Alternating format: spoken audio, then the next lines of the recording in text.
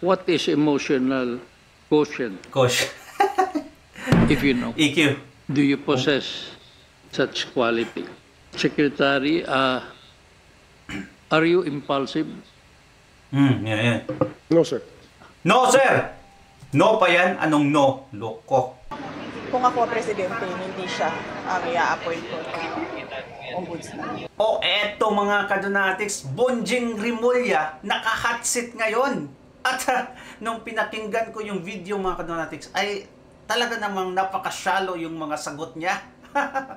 At Inday Sara Duterte, may banat kay Rimulya bilang ombudsman. Eto, panoorin natin mga kadonatics. Eto. Silipin. Una niya silipin, no? Ilagay na niya sa harap niya at pag-aralan na niya ng maayos kung ano man yung gusto niyang gawin. Ipagpa sa Diyos na lang natin siya at kanyang mga gagawin bilang ombudsman.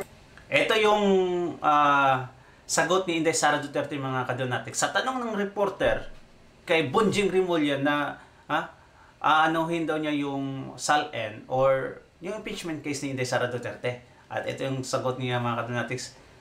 Sabi kasi ni Rimulya na sisilipin. Huwag mo nang silipin, sabi ni Inday Sara. Ilagay mo na dyan sa harap kasi yan naman talaga yung mandato mo bilang ombudsman. Dito ka lang nakafocus sa mga Duterte. Yan yung talaga yung gustong ipahayag ni Inday Sara mga kadonatics. Ayaw niya lang, she doesn't want to put some spices mga kadonatics for the media to, enjoy. Anyway, so patuloy na rin. Talaga siyang ombudsman sa kanyang pwesto ngayon. Kung ako presidente, hindi siya ang i-appoint ko na ombudsman. Oh! Mga kadonatics, walang nagtanong na tatakbo ka ba ng Presidente Inday Sara Duterte or something like that related sa presidency.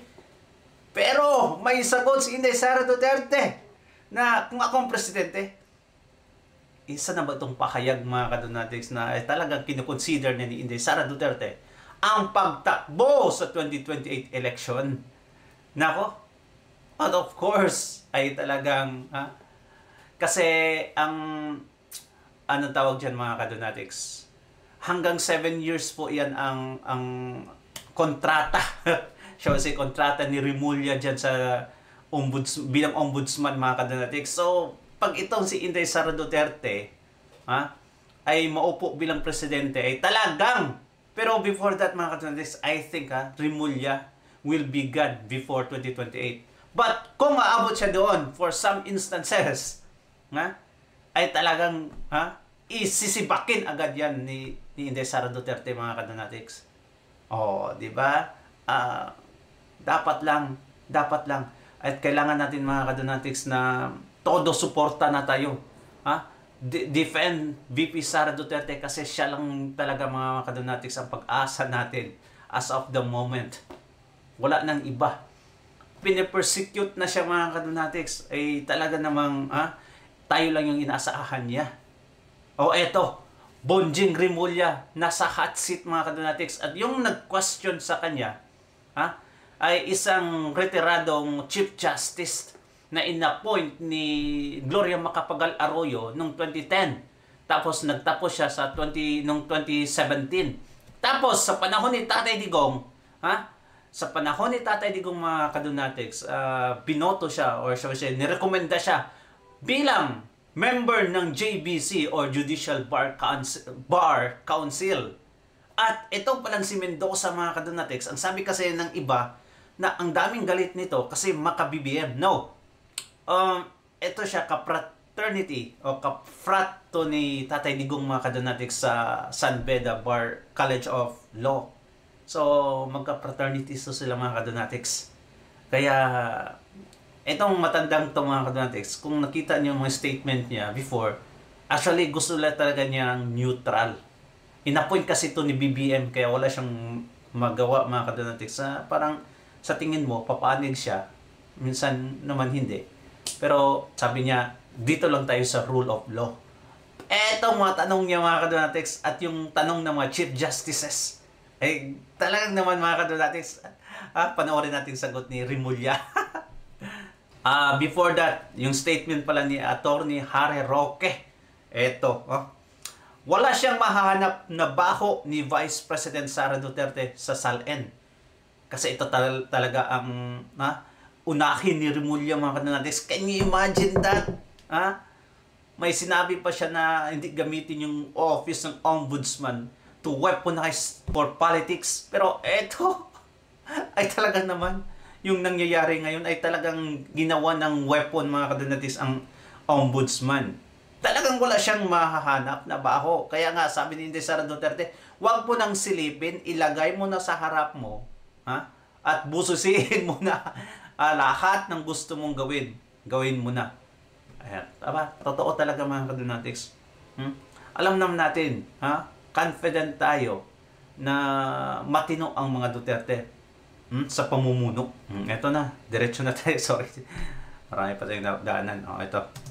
I represent the retired justices of the Supreme Court, and some of them, of course, their questions through me, addressed to you. Ayun na.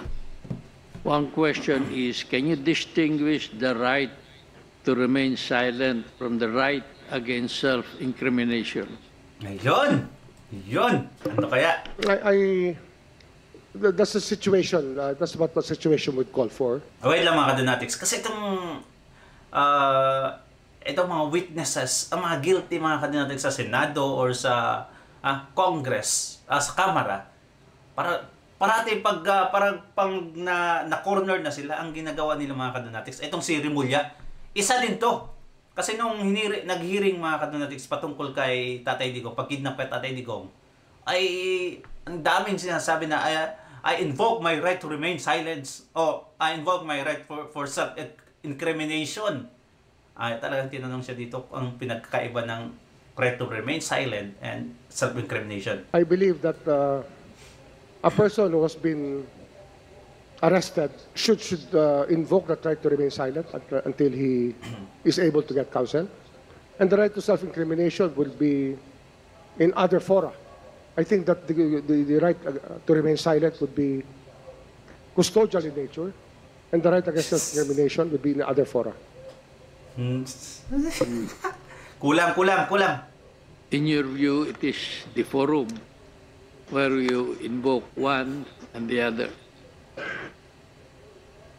Well, like the Senate hearings yesterday, or the House hearings, if they want to remain silent, I mean, you cannot force them. It's the right against self-incrimination. If they invoke it, people have to respect it. I think that our legal system has provided for that. Kulang, mga kadonatics, hindi niya na-define masyado yung self-incrimination at right to remain silent. Differences. Ang sinabi niya lang, different forum. Custodial in nature daw ang remain silent, mga kadonatics. Yung dadakpin ka na. Yung Miranda rights ba na you have the right to remain silent. Kasi lahat ng sinasabi mo, pwede mo gagamit. Ayon sa'yo, shallow. Napakababaw ng sagot. Does the office of the Ombudsman have legal standing to intervene on appeal in administrative cases resolved by it? Hindi niya alam. On appeal, Your Honor? On appeal with the Court of Appeals, let's say? Yes. On appeal in administrative cases. Well, it should have standing. It should be given standing. I think that the review of the actions of the ombudsman in court will entail its participation. Parang hindi. Okay. Parang hindi. Hindi convince si Mendoza, mga kadonatics, no? Can the doctrine of condonation Yan. be applied motu proprio by the office of the Ombudsman? Doctrine of condonation, mga kadonatics, wait lang talaga. Motu proprio, it means, mga kadonatics, you have the right to make your own decision. Like the Supreme Court, mga kadonatics, independent agency talaga. Like a COA, ay talagang magagawa sila ng kanilang decision, mga kadonatics. They can do their own investigation without the command of the executive. Ito yung moto proprio, mga kadonatics. To be able to forgive a wrong as it is, I think is something that would be very, very controversial. That should be, that can only be done if a person is to stay, is to become a state witness or a whistleblower. Then we can condone what they have done in the past. But as a power itself, I think only the courts should be doing that. Okay. Is the final and unappealable decision of the Office of the Ombudsman still be the subject of a judicial review? Of course, Ayan, yan. everything is subject to judicial review, I believe. Okay. I agree with this. I agree na walang final decision, mga kadonatics. Kahit final ng decision ng ombudsman is still subject for review. Ang daming tanong ni Mendoza, mga kadonatics. Actually, galing din yan sa ibang chief justices. Executive Order Number 226 institutionalized the doctrine of command responsibility. What are the elements for Hindi one masabi. to be liable under said doctrine? What elements should be proved? That will be the last question from my colleagues. The authority, power and authority. Yes. Number one is an element that's needed, a command. That power and authority is used for a decision by the people under the said authority, and that the authority would have to stand by the actions of those under him. Isa pa, dalawa pa. There are three actually. Kulang pa. You name one. What are the other two? Sorry po. An questionable action or action committed by underlings that may have been questioned later on. What are the nature of those actions? The carrying out of executive actions. I think that these are ministerial actions or actions that are part or parcel of the job being done by the person or by the outfit involved. How about the superior? Well, the superior, in allowing such actions to happen, should be responsible for what has been done and what is being done. And the last one is that he must not have direct participation. Okay. Yes, sir. In your Okay. So, dapat managot to si BBM based on this mga kadonatics. Doctrines. The superior is also responsible, mga kadonatics, what has been done. program here, you already covered this. You said you're going to raise pa the ngayong answer. probable cause standard to prima facie evidence. That is your circular, SOJ circular. But in the category improve the clearance system, you wrote requirements will be streamlined so only complaints with sufficient prima facie basis can hold up issuance. Can you explain that in the light of your earlier position or what you have been advocating, raising the probable cause standard to prima facie evidence with reasonable certainty of conviction? Well, in the clearance system, sometimes it becomes a headache for many people who are applying for positions when they have been with cases pending which have aged considerably and which have been pending for the longest time. And I think that the standard has to be raised as to why we keep cases alive. If the case does not contain any evidence, it's a cold case, we can dismiss it for subject to refiling without prejudice. But I think that we cannot hold people to account for something when the office is not doing anything to resolve the controversy. Who will Oh, yan yung ginawa niya sa anak niya, mga kadonatics, dinismiss niya. Kasi wala daw ebidensya yung kaso ng anak niya na nahulihan ng droga. Can you imagine, mga kadonatics, ha? Pumunta ka sa airport, tapos tinanggap mo yung bagahe na full of drugs. Pero, walang ebidensya, kulang, what the heck? Ha? Hindi niya daw alam, mga kadonatics, na droga yung laman. Pag ang ordinary citizen ang gumawa niya, mga kadonatics, kahit ano pang excuse ang gawin mo, ay talagang mahatulan ka. Ha? Mahatulan ka talaga na habang buhay, mga kadonatics, ganon kalaki, full of droga, mga kadonatics. Talagang naman hindi talaga siya pwedeng maging ombudsman or even the Department of Justice Secretary, mga kadonatics. Kasi, tingnan nyo, aside sa 9 cases na nakabinbin, patungkol sa kanya, ay yung anak niya, mga kadonatics, grabe din yun. Ewan ko ba itong si Bangag? Ha? Hindi na ako mag-hesitate at magsabi ng Bangag, mga kadonatics, kasi talagang Bangag naman siya. Ina-point pa! What the heck? Sobra na talaga. Grabe, mga kadonatics, yung kasakiman or kagahaman ng power nitong mga taong to. Make such determination in the office of the Ombudsman? I think the fact-finding will have to do it. The people It who will also take time. Yeah. well, Because if, it's just a yes or no question. We can actually dismiss a case without prejudice of refiling.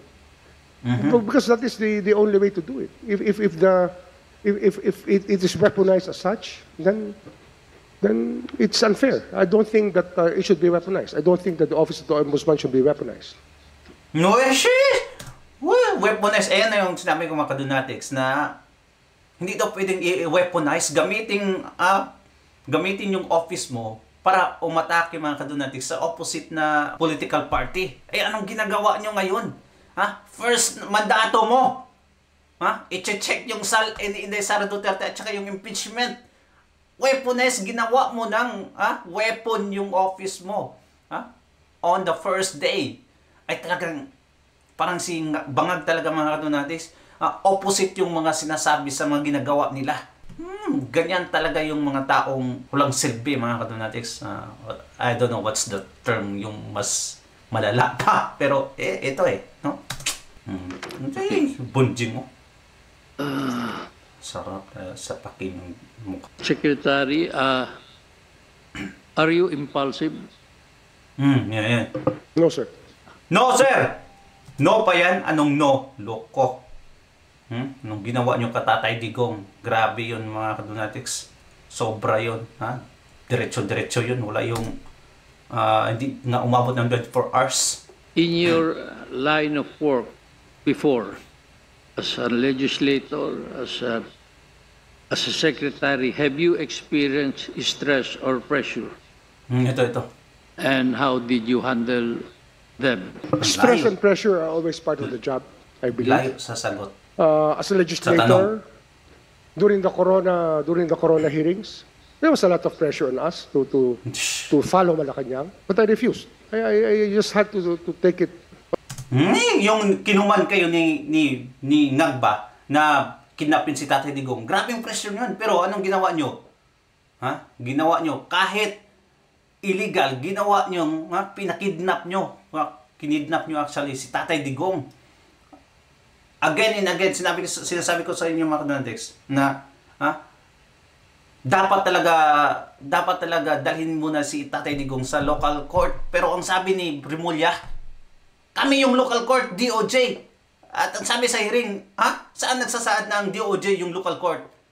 Ay, grabe talaga. May mga palusot pa, mga kadonatics. Kaya nga, galit na galit ako sa taong to. Alam nyo, mga kadonatics, hindi talaga mawawala yung mga salot ng tao. Mawawala yung isa, may bago na naman. Katulad ngayon, nawala yung, sino nawala? Sila Paduano, ngayon sila Saldico, sila Kuan. Pero, sino mga pumalit, mga kadonatics? Ang dami. Di ba? Ang daming pumalit, mga kadonatics, especially sa Kamara. On the chin, if whatever they wanted to happen. So I stood by my commitment and my belief that the process was being used to vilify a person without any due process because what was filed against him did not contain many of the fishing expedition matters that became part of the evidence. I think that that should never happen. For me lang mga kadonatics, sorry for stopping most of the time. This hot seat interview mga kadonatics, this came very late. Naproklama nang bilang ombudsman itong si Remulla. Kahit ano pang questions no ibabato niyo sa kanya, kahit mali pa yung answer niya, naproklama na siya bilang ombudsman. Useless pa rin. Pero for our entertainment mga kadonatics, kasi gusto nating malaman yung sagot nitong Remullang Bunjing na to. Ito, dito tayo mga kadonatics. Talagang malayo yung mga sagot niya. Secretary, can you cite an instance in your career when you made an unpopular decision because it was right and lawful? It was the right and lawful thing to do. And how did you handle the consequences? Ayun yung mabanggit kay si Tatay Digong mga kadonatics. Grabe yung decision making nila that time. And he thought na it was right and lawful. What the heck? Ayun yung My mabanggit career dito. as SOJ, as a Secretary of Justice, or my whole career in itself? The whole career. Just an instance when you made an unpopular decision. Tatay Digong, kinidnap nyo. Well, as governor, Pag-dismiss I nyo sa had kaso ng anak to mo. fire people who were there for the longest time. But I just had to do. Governor? It's very unpopular. I mean, for the old timers in the capital, they frowned upon my action. But I think I was proven right. Grabe, di ba? Nako. Dapat yung kay Tatay Digong no? How will you protect the office of the Ombudsman from becoming a tool for political harassment? Weaponize As I said in the opening questions, Yes, we cannot allow the office of the Ombudsman to be weaponized by any. Boset! Tahimik! Kahit ginawa mo ng weapon, anong ginagawa mo ngayon? Iimbestigahan niya mga kadonatics yung dalawa talaga. Main thing na binanggit niya mga kadonatics sa first interview niya bilang ombudsman. Sala Inday Sara Duterte. Kasama na yung impeachment. At yung pangalawang mga kadonatics, ang formally sa panahon ni Tatay Digong. Look at that! Hindi man lang binanggit yung flood control project, yung PhilHealth at ano pa. Mapapressure lang itong mga kadonatics. Kaya sinasali niya yung mga nangyayari ngayon. Pero talagang punteriya niya yung mga Duterte. Formally, mga kadonatics, sa panahon ng COVID, imbestigahan niya kasi bilyon-bilyon daw yun. May sangkot daw ata si Tatay Digong mga kadonatics. Body. It should not be a tool for political battles, but people who want to really file a case should produce the evidence needed and should assist the Ombudsman in coming up with the evidence. And if there's no evidence, then we have to dismiss these cases. Yes! Stilan. What is emotional quotient, Coach. if you know? EQ. What is your understanding? Ganun na lang. Emotional quotient is EQ, or they call EQ, is a Sige nga. is a Sige trait nga. of a person who knows how to, in dealing with his with his peers and fellow man.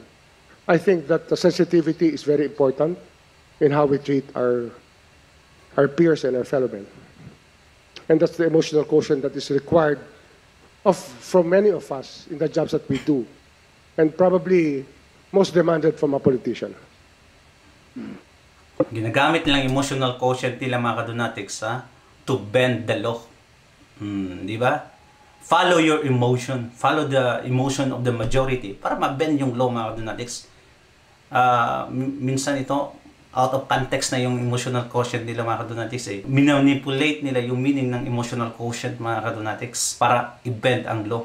Yan, sagsalita to si Remulla na suportado niya si Erwin Tulfo mga kadonatics sa pag-bend ng law What the heck? Do you possess such quality?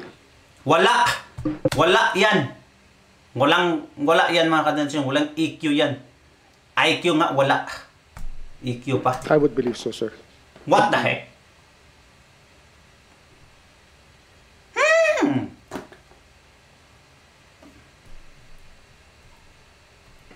Thank you very much. Yun lang. Okay mga kadonatics, what do you think ha sa interview na yun? Satisfied ba kayo sa mga sagot niya mga kadonatics? Ako, wala. Kung on the scale of 1 to 10 mga kadonatics, bigyan ko lang yan ng 2. Mataas na yung 2 mga kadonatics sa sagot nitong Bunjing Rimulyo na to. Ay, nako, kagalit. Wow. Let's read this statement mga kadonatics. This is a very nice statement. Let's see. God watching everything. God watching everything. I think this would be God is watching for everything. Karma begins whoever makes you cry. They will cry for one day. Again mga kadonatics. God watching everything. Karma begins whoever makes you cry. They will cry for one day. One day mga kadonatics. Sa one day at a time. There will be a time mga kadonatics na tayo ay magbubunyag at etong mga kumag na to ay hindi na makikita sa picture mga kadonatics. Magtatago na. Anong nangyari ngayon kay Torre? Wala na mga kadonatics. Wala na sa picture. Tingnan nyo. In just a snap mga kadonatics, nawala ang popularidad ni Turing. Pero nung that time, grabe. May 3 star pa siya. Ganyan mga kadonatics in one snap. At eto, mangyayari din to sa lahat ng mga kumidnap kay Tatay Digong, sa lahat ng mga nag-persecute kay Inday Sara Duterte at sa mga Dutertes in general. You will cry one day. You will cry one day. Thank you so much mga kadonatics. What do you think on our videos today? Please comment down below mga kadonatics at babasahin natin yan. I-like natin yan.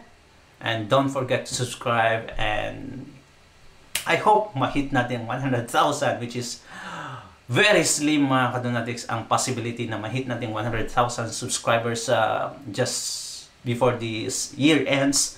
But anything is possible, di ba? Thank you so much and God bless you mga kadonatics. Ingat palagi. Bye-bye.